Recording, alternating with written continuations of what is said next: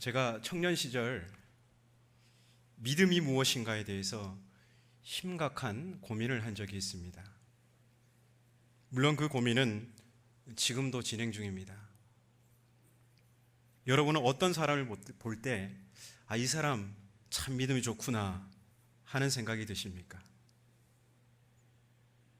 주일을 성수하고 새벽 기도 잘 나오는 사람일 수 있습니다. 11조 잘하고 이런저런 봉사 열심히 하는 사람을 보고 그런 생각을 할 수도 있습니다. 또 성경 통독을 많이 하고 기도를 유창하게 하는 사람을 보고도 이 사람 참 믿음 좋다 할 수도 있습니다. 우리는 여기서 한 가지 사실을 발견하게 됩니다. 믿음은 반드시 행동을 수반한다는 사실입니다. 야고보 장로가 말한 것처럼 행동이 없는 믿음은 그 자체가 죽은 것입니다. 저는 한때 소위 은사파라고 불리는 사람들과 함께 신앙을 한 적이 있습니다. 방언은 기본이고요, 통변, 예언, 입신하는 것도 받습니다. 이런 분들과 함께, 이런 믿음을 가진 분들과 함께 신앙을 했었는데요. 그런데 이런 다양한 은사들에는 은근히 서열이 있었습니다. 이런 모임에서 방언할 줄 아는 사람은 가장 꼬마입니다. 그 방언이 무슨 내용인지를 통변하고 또 예언을 하고 그 이상의 무엇을 하면 점점점 더 고수로 가는 겁니다. 그래서 방언 정도는 명함도 못 내밉니다. 그 모임에서 방언을 하지 못하는 한 청년이 있었는데 너무너무 괴로워하는 모습을 봤습니다. 그래서 저는 그 모임에서 왠지 위축되고 내 믿음이 너무나 초라하게 느껴졌습니다. 기도하시는 분들에게 저는 그들을 신뢰했고 거의 천군천사급으로 우러러봤습니다. 그런데 어떤 사건을 계기로 그분들에 대한 나의 신뢰가 세차게 뒤흔들렸습니다. 저는 그분들의 믿음이 누구보다도 뛰어나다고 생각했는데 이제 그분들의 어떠한 행동 때문에 과연 믿음이란 무엇인가에 대해서 심각한 질문을 제기하게 됐습니다.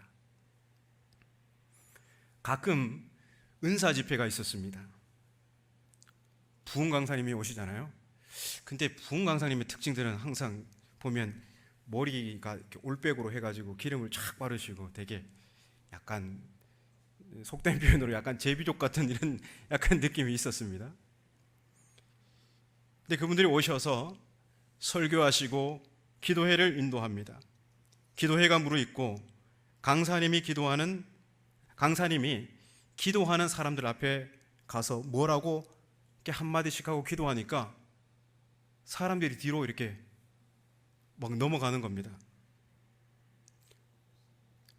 눈을 살짝 떠서 이렇게 옆을 봤는데 왠지 나도 넘어가야 된다는 압박감이 막 밀려왔습니다. 왜냐하면 믿음이 좋아야 넘어갈 것 같은 막 그런 근거 없는 어떤 그런 분위기에 휩싸여가지고 나도 꼭 넘어가야지 이런 생각을 하고 있었는데 제 뒤에 누가 있었냐면 제 고향 선배, 신학 공부하는 선배가 있었어요. 근데 강사님이 그 앞에 도달했을 때 그리고 뭐라고 막 하는데도 안 넘어가는 겁니다. 그러니까 강사님이 막 교만하다고 막 꾸짖는 겁니다. 그럴수록 저는 더 막 압박감이 밀려와가지고 나는 넘어가야 되는데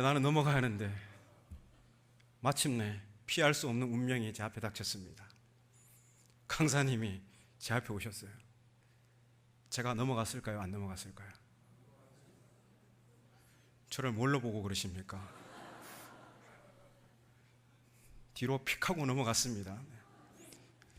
네, 그런데 그게 내 의지가 작동해가지고 넘어간 건지, 진짜 뭔가 신기한 일이 있어서 넘어간 건지, 그것은 불분명합니다. 어쨌든 전 넘어갔고 얼마나 안심이 되든지요.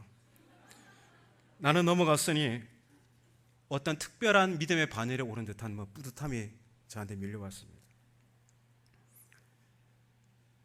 집회를 끝나고 식당을 갔습니다. 강사님 모신다고 식당을 갔는데, 저도 그때 찬양 인도를, 제가 지금은 찬양 인도가 좀 시원찮지만 그때는 좀 잘했습니다. 찬양 인도를 그때 맡아서 계속 하고 있었거든요. 그래서 저도 함께 동참하게 됐는데요. 이 강사님을 끔찍이도 생각하는 그 은사파 분들은 강사님 배고픈데 음식이 늦게 나온다고 식당 조고문을 짜증 섞인 목소리로 다그쳤습니다. 그러면서 강사님 앞에서는 잘 훈련된 천사의 표정을 지으면서 비음은 잔뜩 섞인 목소리로 그렇게 말을 건넸습니다. 제가 그 모습을 보니 너무 민망했습니다. 집회에서 목이 터져라 기도하며 뒤로 넘어지던 모습과 지금 모습을 어떻게 이해해야 하나, 청년 시절에 정말 그게 혼란스러웠습니다. 얼마간의 시간이 지나 생각이 정리되었습니다. 그때 우리는 율법을 자랑하기만 하고 결코 율법대로 살지 않는 유대인과도 같았습니다. 육체에 남긴 할례의 표식으로 선민이라고 자랑하고 그 행동으로는 선민에 따르는 합당한 삶이 없었던 유대인들과 다름이 없었던 것이죠. 은사, 카리스마, 그것은 하나님이 주신 선물인데 그 선물을 자랑하고 그 선물로 서로 간의 우열을 가리는 그릇된 은사주의자들이었습니다. 그릇된 성령의 은사는 은사를 자랑하는 일들이 나타납니다. 은사를 가지고 서로 간의 서열을 정합니다. 그러나 균형 잡힌 성령의 은사는, 올바른 성령의 은사는 그 은사가 사용되는 곳에 반드시 사랑의 열매를 맺게 됩니다. 갈라디아서는 이를 가리켜서 사랑으로 역사하는 믿음이라고 합니다. 오늘 설교에서 이 표는 사랑으로 표현되는 믿음 또는 사랑으로 그 면모를 드러내는 믿음이라 하겠습니다. 오늘 본문은 7절에 스스로 속이지 말라는 말씀으로 시작됩니다. 스스로 속이다, 이 말씀이 의미하는 바가 무엇일까요? 갈라디아서의 맥락에서 보면 이 말씀은 자기 편리에 따라 한쪽으로 치우친 편향된 신앙을 가리킵니다. 자기 편리, 자기의 육체에 따라 한쪽으로 치우친 편향된 신앙입니다. 이어지는 말씀을 보면 이러한 태도는 하나님을 업신여기는 행위, 즉 하나님을 우습게 여기는 행동입니다. 갈라디아 교인들이 바로 이러하였습니다.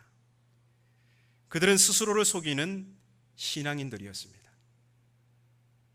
자기 육체를 따라 한쪽으로 치우친 편향된 신앙을 하고 있었습니다. 이게 무슨 말일까요?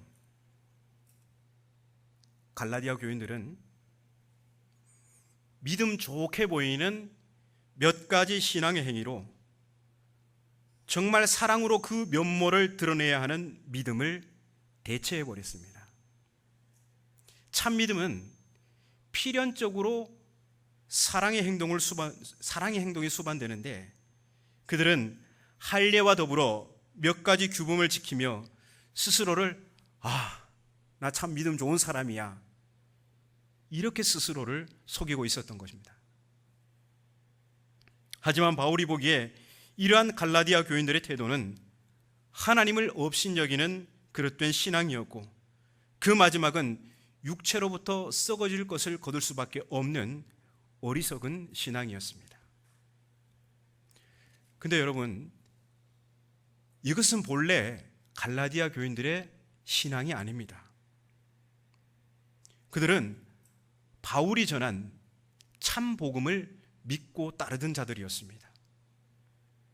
바울을 위해서라면 눈이라도 빼어줄 만큼 지극한 사랑의 사람들이었습니다. 그들은 성령으로 시작한 사람들이었습니다. 그들은 언제나 성령의 자양분을 받아서 사랑으로 그 면모를 드러내는 믿음으로 살았습니다.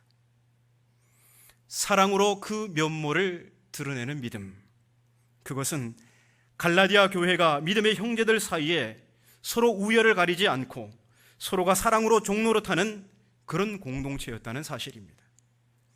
그리고 그러한 사랑의 공동체인 갈라디아 교회는 교회 울타리를 넘어서 이웃을 자신같이 사랑하라 하는 그 계명의 정수를 온몸으로 살아내는 그런 복음의 공동체였다는 사실입니다. 그런데 지금 갈라디아 교인들의 신앙에는 그러한 삶을 도무지 찾아볼 수가 없습니다. 왜 이렇게 된 것일까요? 그것은 다른 복음을 전하는 선동자들 때문입니다. 이들 역시 교회 내의 한 부류였습니다. 그들은 바울이 전한 복음을 삶으로 살아내는 갈라디아 교인들에게 바울이 전한 복음이 진짜가 아니라 그들이 전하는 복음이 진짜라고 주장하며 그들을 미혹했습니다. 그러나 분명한 것은 그들이 내세운 다른 복음이 그 나름의 정당성을 지닌 또 하나의 복음, 즉 내 편리나 취향에 따라 이게 내 스타일의 복음이야 하면서 취사 선택할 수 있는 그런 복음이 될 수 없다는 겁니다. 그들의 주장은 복음의 진리의 다양한 표현 중 하나가 아니라 그것은 그냥 가짜 복음입니다. 그런데 안타깝게도 이 선동자들이 전한 가짜 복음이 갈라디아 교인들의 신앙을 변질시켰습니다. 어떻게 신적 기원으로부터 기인한 바울이 전한 진짜 복음이 사람의 생각으로부터 온 선동자들이 전한 가짜 복음에 그 자리를 내어주게 된 것일까요?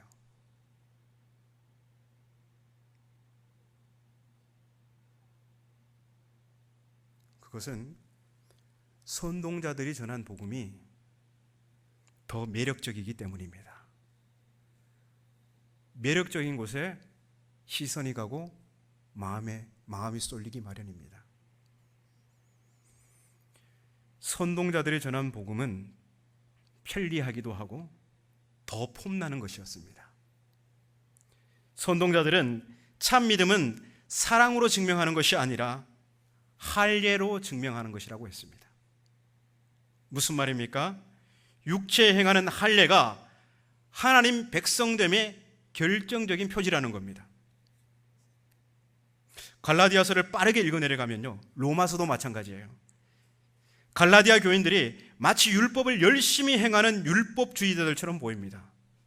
율법이야, 율법이 최고야, 율법을 지켜야 돼, 그런 것처럼 보이는데요, 사실 그들의 삶에는 율법을 열심히 지켜서 의롭게 되겠다는 노력이 전혀 없었습니다. 갈라디아 교인들이 속히 받아들인 다른 복음은 할례와 더불어 몇 가지 절기 그리고 규정을 지키는 것이 전부였습니다. 폼나는 몇 가지 신앙의 행위들 있잖아요, 그게 전부였습니다. 그들은 육체의 할례와 몇 가지 종교적 의무를 행함으로써 복음의 정수인 이웃사랑을 대체해버렸습니다. 바울이 전한 진짜 복음은 육체에 행하는 할례가 아니라 성령으로 행하는 마음의 할례입니다. 여러분, 예레미야서 31장 31절, 저는 신학교 갈 때 그 새 언약장이라고 합니다. 31장 31절 새 언약, 그래가지고 새 언약 하면 31장 31절이니까 세일 하고 이렇게 외웠습니다. 그런데 여러분, 새 언약을 예고하고 있죠. 예레미야서 31장 30절, 내가 날이 이르면 유다와 이스라엘과 함께 새 언약을 맺으리라, 이런 새 언약 예고가 있습니다. 왜 새 언약을 맺을까요? 옛 언약을 주셨는데 이스라엘이 끊임없이 실패하는 겁니다.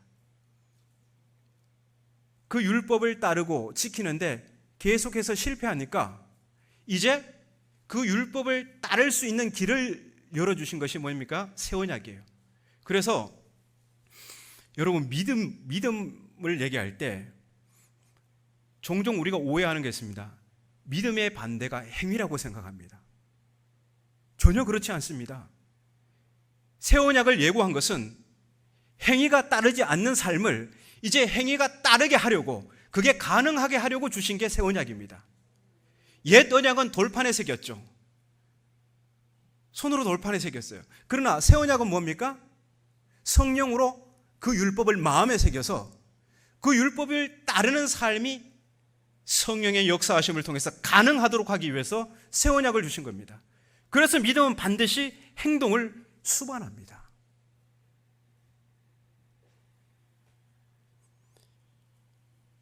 그래서 복음은 필연적으로 사랑의 행동으로 그 믿음이 증명될 수밖에 없습니다. 그러나 갈라디아 교인들은 사랑의 행동으로 그 믿음을 표현하려고 했던 것이 아니라 육체에 행한 할례와 몇 가지 절기를 지키는 행위로 그들의 믿음을 과시했던 겁니다. 그러나 그것은 가짜 복음입니다. 나름의 정당성을 지닌 복음 중 하나가 아니라 거짓 복음입니다. 그도 그럴 것이 나 자신을 포기하며 사랑으로 타인에게 종노릇하며 사는 것보다 한 번의 할례가 더 매력적입니다. 안식일이야 얼마든지 철저히 지킬 수 있지만 타인에게 친절과 자비를 베푸는 일은 쉽지 않습니다. 내 자존심을 꺾어야 하기 때문이죠. 갈라디아 교인들에게 할례나 절기 준수가 진정한 자기 포기의 대체물 노릇을 했던 것처럼 오늘 우리 역시 사랑의 행동 없이도 믿음 좋은 사람처럼 보이게 만들어주는 여러 모양들을 찾습니다. 그게 무엇일까요? 주일 성수, 11조, 새벽기도, 봉사 등등. 물론 이런 신앙의 기본들은 너무너무 중요한 겁니다. 하지만 이런 신앙의 행위는 그 자체가 목적이 아닙니다. 여러분, 오늘 예배드리는 목적이 무엇입니까? 우리가 앉아서 말씀 듣고 이 자체가 목적입니까? 그렇지 않죠. 이 예배를 통해서 우리는 더욱더 주님의 마음을 알고 주님께서 분부하신 그 명령을 지켜 행하기 위해서 사랑으로 면모를 드러내는 그 믿음으로 살기 위해서 예배가 있고 기도회가 있고 우리의 모임이 있고 양육이 있고 그런 거 아닙니까?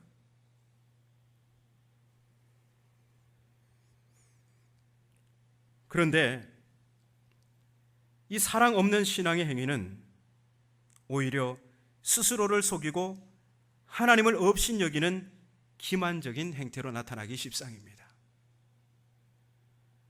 이제 우리는 알 수 있습니다. 갈라디아 교회의 위기는 곧 오늘 우리를 고통스럽게 하는 바로 그 문제입니다. 그것은 위선적 믿음입니다.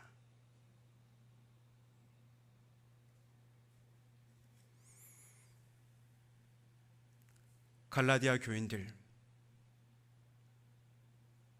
그리고 오늘 우리는 스스로를 속이며 자기 편리에 따라 한쪽으로 치우친 편향된 신앙을 하고 있습니다.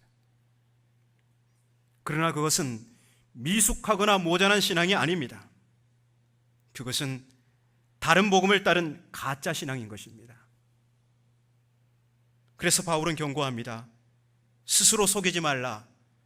하나님은 업신여김을 받지 아니하신다. 오늘날에도 다른 복음이 진짜 복음을 대체하는 경우가 참으로 많습니다. 인간은 행함으로 의롭게 되는 것이 아니라 믿음으로 의롭게 된다는 이 이신칭의 교리를 강조하면서 갈라디아 교인들처럼 몇 가지 종교 의식으로 사랑의 삶으로 그 면모를 드러내야 할 믿음을 대체해버립니다. 예배와 11조 그리고 기타 모임에는 열심이지만 자기를 부인하면서 사랑으로 서로 종노릇하는 참된 믿음은 보기가 어렵습니다.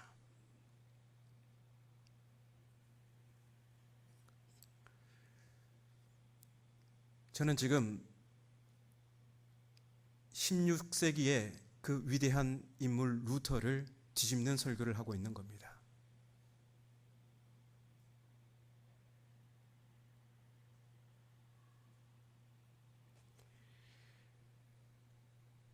여러분,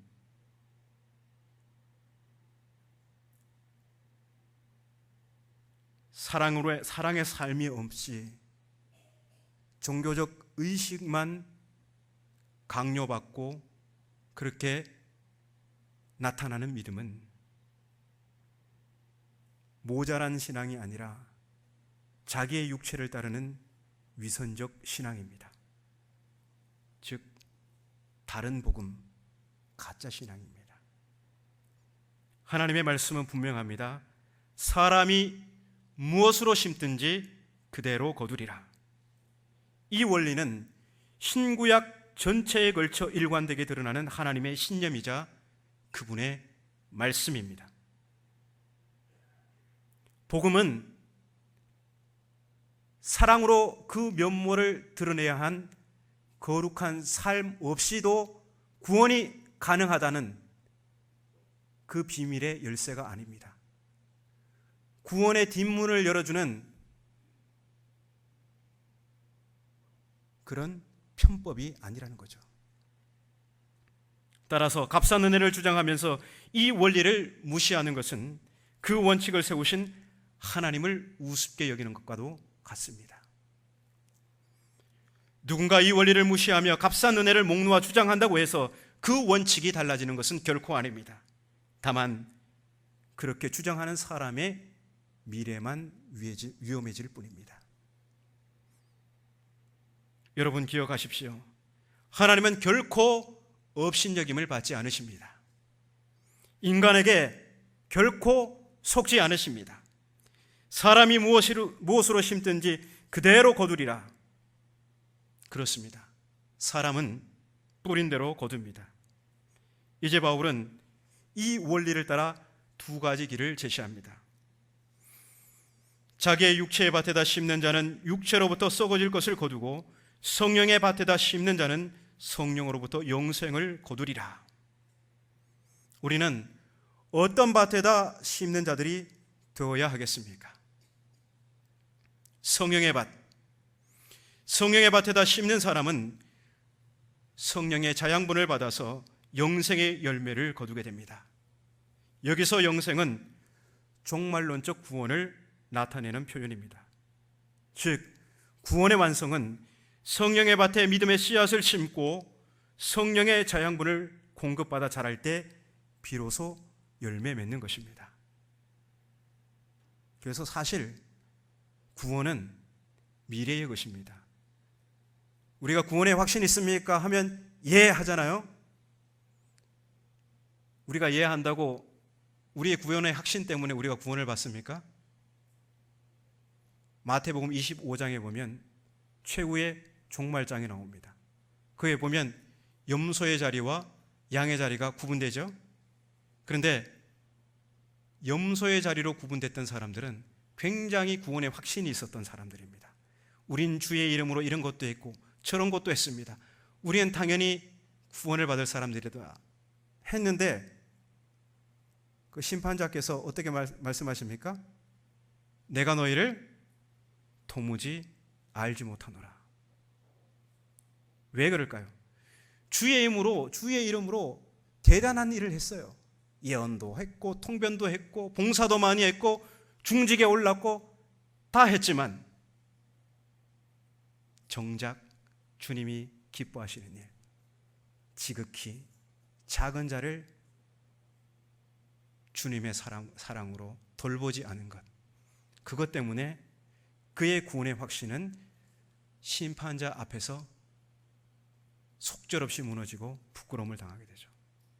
그런데 구원의 확신은 없었지만 정말 내가 이렇게 해서 정말 구원을 받을 수 있을까 벌벌 떨면서 있었지만 양의 자리에 있었던 사람은 어떤 사람입니까? 대단한 업적은 없었지만 지극히 작은 자를 주님 대하듯 한 사람들입니다.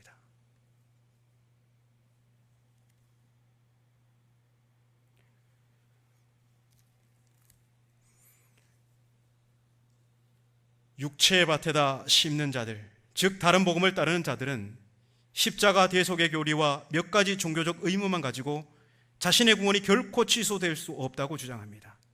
그러나 로마서와 갈라디아서를 잘 읽어본 사람들은 바울은 칭의를 부활과 성령과 연결시킵니다. 십자가 대속의 교리는 지극히 그 한 부분에 불과합니다. 정말 칭의는 부활과 성령을 연결시켜서 얘기합니다. 여러분, 다른 복음을 따르는 자들, 몇 가지 종교 행위로 나의 구원이 결코 취소될 수 없다고 주장하는 사람들, 그러나 그것은 하나님으로부터 결코 인정받을 수 없는 거짓 진리입니다. 결국 마지막 날 썩어질 것을 거둘 수밖에 없는 어리석은 복음인 것이죠. 지금은 편리하고 내 입맛에 좋을지 모르지만 결국은 쓴맛으로 돌아오는 마귀의 유혹입니다. 그런데 예나 지금이나 왜 성령으로 시작한 그리스도인들이 어리석게도 시간이 지나면서 육체로 마치는 것일까요? 그거는 갈라디아 교회하고 똑같습니다. 그게 훨씬 매력적이기 때문입니다. 훨씬 폼나기 때문입니다. 반면에 성령의 밭에다 심는 믿음의 행동은 나 자신을 부인해야 하는 것이고 손해를 보는 것이고 애써 수고하여도 눈에 띄는 효과가 잘 나타나지가 않습니다.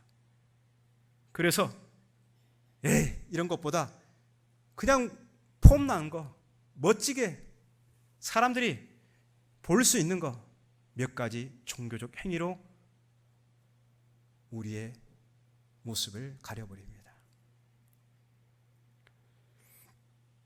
이제 바울은 성령으로 시작하였다가 육체로 돌아간 갈라디아 교인들에게 사랑으로 그 면모를 드러내는 믿음으로 살다가 할례와 종교의식에 치우친 갈라디아 교인들에게 9절의 말씀으로 권면합니다. 우리가 선을 행하되 낙심하지 말지니 포기하지 아니하면 때가 이름에 거두리라.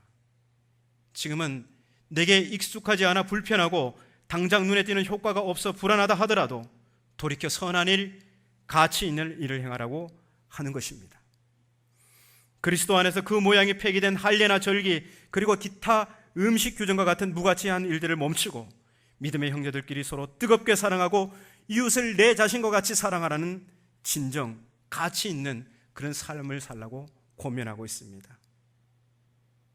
그리고 이처럼 선하고 가치 있는 일을 행하되 그 열매가 눈에 띄게 보이지 않더라도 낙심하지 말고 인내하라고 합니다. 그러면 마침내 때가 되어 반드시 그 열매를 거두게 될 거라고 말합니다. 어느 날 한 남자가 운전을 하고 가다가 도로에 서 있는 할머니 한 분을 발견했습니다. 비록 석양속이었지만 도움이 필요한 상태라는 것을 금방 알아차리고 그는 할머니의 벤츠 승용차 앞에 덜컹거리는 자신의 낡은 차를 세운 후에 할머니께로 다가갔습니다. 그는 얼굴에 친절한 웃음을 띠고 있었지만 할머니는 걱정스러웠습니다. 왜냐하면 1시간 동안 아무도 차를 세우지 않았는데 이 사람이 혹시 나를 해치려는 것은 아닐까? 넉넉해 보이지도 않고 오히려 배고픈 것 같은데 어쩐지 좋은 느낌이 들지 않았습니다. 그는 할머니가 추위 속에 떨면서 두려워하고 있다는 것을 알아차렸습니다. 그는 할머니에게 말을 건넸습니다. 제가 도와드리겠습니다. 따뜻한 차 안에 들어가시는 게 어떨까요? 제 이름은 브라이언 앤더슨입니다. 혹시 영어 선생님 계십니까? 제 발음이 어떻습니까? 브라이언 앤더슨입니다. 자기 이름을 알려주었습니다. 그리고 나서 이 차를 살펴보니까 타이어 하나가 펑크가 나 있을 뿐 다른 이상은 없었습니다. 브라이언은 장비를 가지고 차 아래로 들어갔습니다. 타이어를 쉽게 교체했지만 손이 더러워지고 날이 추운 탓인지 몇 군데 상처가 남았습니다. 그가 새 타이어의 나사를 조이고 있을 때 차 안에 있던 할머니는 차창을 내리고 그에게 말을 건넸습니다. 나는 세인트 루이스에 살고 있고 이 마을을 통과하고 있는 중이었습니다. 이렇게 친절한 도움을 주셔서 감사합니다. 브라이언은 할머니의 차 트렁크를 닫으면서 미소를 지을 뿐이었습니다. 할머니는 그에게 얼마를 주면 될지 물었습니다. 그가 도와주지 않았다면 큰 일을 당할 것이 너무도 뻔했기 때문입니다. 그래서 그가 요구하는 액수가 얼마라도 다 줄 용의가 있었습니다. 하지만 브라이언은 돈을 받을 생각이 전혀 없었습니다. 타이어를 교체하는 것은 그에게 너무 쉬운 일이었고 공경에 처한 사람을 도운 것뿐이니 말입니다. 게다가 과거에 그 역시 많은 사람들로부터 도움을 받았습니다. 그는 평생을 그렇게 살아왔고 다른 식의 삶은 생각해 본 적이 없습니다. 그는 할머니에게 도움을 받은 것에 대해서 정 갖고 싶다면 다음에 도움이 필요한 사람을 보았을 때 그 사람을 도와주면 된다고 했습니다. 그리고 그렇게 도와주실 때 저를 한 번만 기억해 주십시오. 그는 할머니가 차에 시동을 걸고 출발할 때까지 기다려 주었습니다. 그에게는 사실 춥고 힘든 날이었지만 해질녘 황혼을 헤치며 집으로 가는 길은 너무도 기분이 좋았습니다. 몇 킬로미터 정도 지났을 때 할머니는 길가에 있는 작고 아담한 카페를 보았습니다. 그녀는 아직 한기가 남아있는 몸을 덮이고 집에 도착하기 전 간단한 욕이라도 할 겸 안으로 들어갔습니다. 할머니는 머리가 젖어 있는 것을 본 할머니의 머리가 젖어 있는 것을 본 웨이트리스가 그녀의 테이블로 다가와서 깨끗한 수건을 건네주었습니다. 그녀는 하루 종일 서 있었던 탓인지 매우 피곤해 보였지만 그럼에도 따뜻한 미소를 잃지 않고 있었습니다. 할머니는 웨이트리스가 좋기 임신 8개월을 넘었다는 것을 알아챘습니다. 그런데도 그녀가 여전히 친절한 태도를 유지하고 있다는 게 놀라웠습니다. 이렇게도 가진 게 없는 사람이 어떻게 모르는 사람에게도 친절을 베풀 수 있을까? 자기 몸도 온전치 않은데 할머니는 그 순간 자연스럽게 브라이언을 떠올렸습니다. 식사를 마치고 난 후 할머니는 $100짜리 지폐를 한 장 내밀었습니다. 웨이트리스가 거스름돈을 가지러 간 사이 할머니는 식당 밖으로 나가버렸습니다. 웨이트리스는 할머니가 어디로 간 걸까 생각하다가 할머니가 식사를 마친 테이블 위에 무언가 적힌 냅킨 한 장을 발견했습니다. 냅킨에 적힌 글을 읽어 내려가면서 그녀는 눈물을 흘렸습니다. 냅킨에는 이렇게 적혀 있었습니다. 당신은 내게 빚진 게 하나도 없어요. 나 역시 그 입장에 있었거든요. 누군가 나를 도와주었고 나 역시 그대로 당신을 돕는 것뿐이에요. 만약 내게 되갚고 싶다면 이렇게 해요. 이 사랑의 연결고리가 끝나지 않게만 해줘요. 그리고 냅킨 아래에는 $100짜리 지폐가 4장 더 놓여 있었습니다. 여전히 치워야 할 테이블과 채워 넣어야 할 설탕 그릇과 서빙해야 할 손님들이 많았지만 그녀는 하루 일을 잘 마무리할 수 있었습니다. 집으로 돌아와 지친 몸을 침대에 눕히면서 그녀는 할머니의 메모와 그녀가 받은 돈에 대해서 생각했습니다. 어떻게 나와 남편이 도움이 필요한 상황이라는 것을 알았을까? 다음 달이 출산 예정일이라서 돈이 매우 필요했는데 남편 역시 걱정이 많다는 것을 알고 있었던 그녀는 옆에 잠들어 있는 남편에게 다가가 부드럽게 키스하면서 이렇게 속삭였습니다. 다 괜찮을 거야. 사랑해. 브라이언.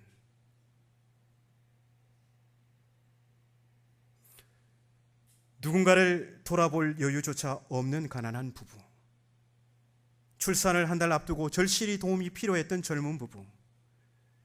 그러면서 그들은 각자 삶의 자리에서 친절을 베풀며 선한 삶을 살아갑니다.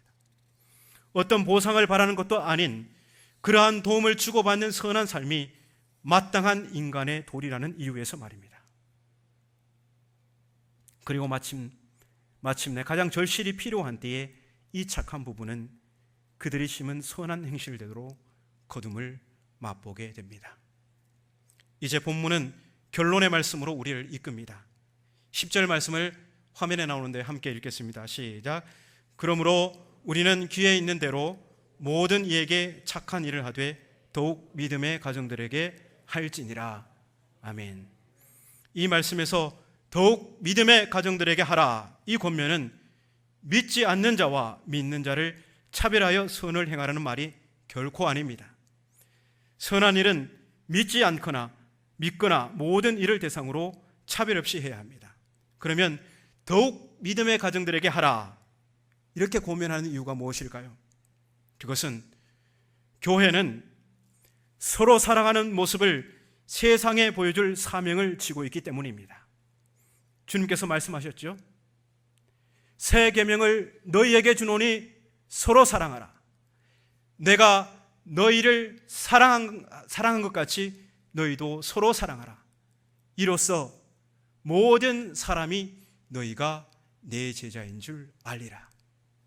너희가 서로 사랑하면 이로써 모든 사람이 너희가 내 제자인 줄 알리라. 교회가 서로 사랑하는 것은 믿음 좋은 건강한 교회의 결정적인 표제입니다. 그런 의미에서 교회가 으뜸으로 수행해야 할 사명은 세상 사람들 앞에서 사랑의 공동체로 살아가는 것입니다. 그러므로 믿음의 형제들에게 더욱 선을 행하라는 권면은 사랑으로 서로 종노릇하는 삶에 대한 재확인이지 신앙의 차이를 근거로 차별하라는 말씀이 결코 아닙니다. 그렇다면 사랑의 행동으로 그 믿음을 표현하는 것이 어떻게 가능할까요?